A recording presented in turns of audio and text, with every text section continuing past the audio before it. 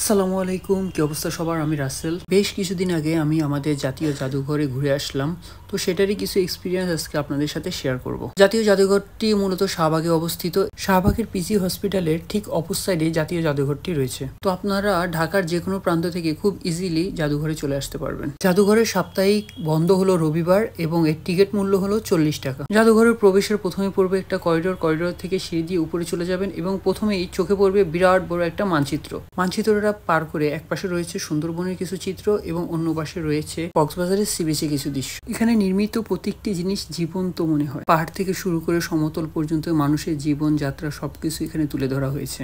প্রত্যেকটা জিনিস তাদের ধরন অনুযায়ী আলাদা আলাদা কক্ষে সুন্দরভাবে সাজানো রয়েছে। আর এখানে সংরক্ষণকৃত প্রত্যেকটি জিনিসই কিন্তু আসল। সৌন্দর্য বাড়ানোর জন্য কিছু কিছু জায়গায় আর্টিফিশিয়াল কিছু অ্যাড করা হয়েছে, যেটা খুবই সামান্য পরিমাণ। সমুদ্রের গভীর জলে অবস্থিত বড় বড় মাছের কাঠামো এখানে রয়েছে। এর মধ্যে কিছু কিছু কাঠামো একদম রিয়েল মাছ থেকে সংরক্ষণ করা হয়েছে। আমাদের দেশে অতিথি পাখি থেকে শুরু করে বিলুপ্ত হওয়া প্রতিটি প্রাণীর কাঠামো এখানে রয়েছে। বিভিন্ন মেডিসিনের মাধ্যমে এসব পাখিকে এমন ভাবে রাখা হয়েছে মনে হচ্ছে এগুলো এখনো জীবিত। এমন একটি পশু পাখিদের ছোট জাদুঘর জাতীয় চিড়িয়াখানায় রয়েছে। এই বিশাল জাদুঘরে দেশি বিদেশি সকল ধরনের পশু পাখির কাঠামো রয়েছে এবং বোঝার সুবিধাতে প্রত্যেকটি বক্সের পাশে পশু পাখির নাম, আবাসনস্থল, তারা কি কি খায়, কিভাবে জীবনযাপন করে সবকিছু ডিটেলস দেওয়া আছে। আমাদের দেশে বন জঙ্গল বা চিড়িয়াখানাতে যদি কোনো প্রাণী মারা যায়, সেক্ষেত্রে তাদের মেডিসিনের মাধ্যমে সংরক্ষণ করে এসব জাদুঘরে রাখা হয়। এসব জাদুঘরে পশু পাখি ছাড়াও আমাদের বাঙালিদের ঐতিহ্যের ছোঁয়া কিন্তু বিদ্যমান। এখানে হাত পাখা থেকে শুরু করে আমাদের গ্রামীণ মহিলারা যেসব জিনিস তৈরি করতো তার সবকিছু এখানে সংরক্ষণ করে রাখা হয়েছে। আর আমাদের দেশের মানুষরা কিভাবে কঠোর পরিশ্রমের মাধ্যমে তাদের জীবনযাপন করত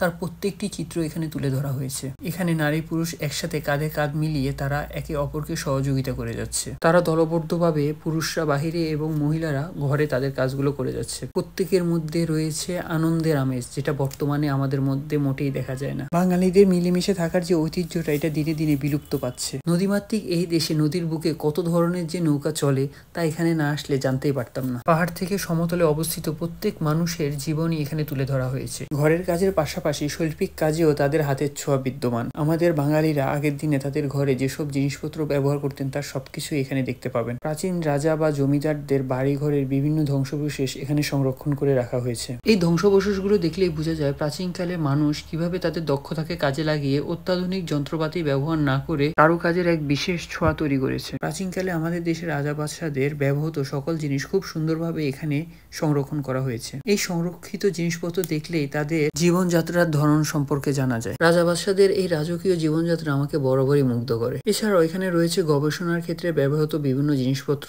তাছাড়া রয়েছে আমাদের আগের দিনের মানুষের হারিকেন থেকে শুরু করে হাতে লাইট আসা পর্যন্ত যাবতীয় সকল কিছু। সঙ্গীত এবং বিনোদনের ক্ষেত্রে আমাদের যে কতটুকু আগ্রহ ছিল তা এখানে আসলেই বোঝা যায়। সঙ্গীতের ক্ষেত্রে ব্যবহৃত সকল হারমোনিয়াম, দোতারা, একতারা, সেতারা সবকিছু এখানে খুব সুন্দরভাবে সাজানো রয়েছে। সঙ্গীতের প্রতি যাদের বিশেষ আগ্রহ রয়েছে তারা এখানে এসে ঘুরে যেতে পারে। এবং এছাড়াও এখানে রয়েছে আমাদের দেশে একসময় খুব জনপ্রিয় মসলিন, জামদানি কাপড়ের বিশাল সংরক্ষণ। কাপড়ের সংরক্ষণ ছাড়াও এখানে রয়েছে আমাদের দেশের প্রাচীন ঐতিহ্য নকশিকাঁথা। আমাদের দেশে যে কত রকম নকশিকাঁথা হয় তা এখানে না আসলে কখনোই বোঝা যেত না। কাঠের কারুকাজে যে আমাদের কতটুকু দক্ষতা ছিল তা এখানে সংরক্ষিত জিনিসপত্র দেখলেই বোঝা যায়। বিশাল বিশাল কাঠের দরজা এবং বিশাল বিশাল খাট দেখলেই তার পরিচয় পাওয়া যায়।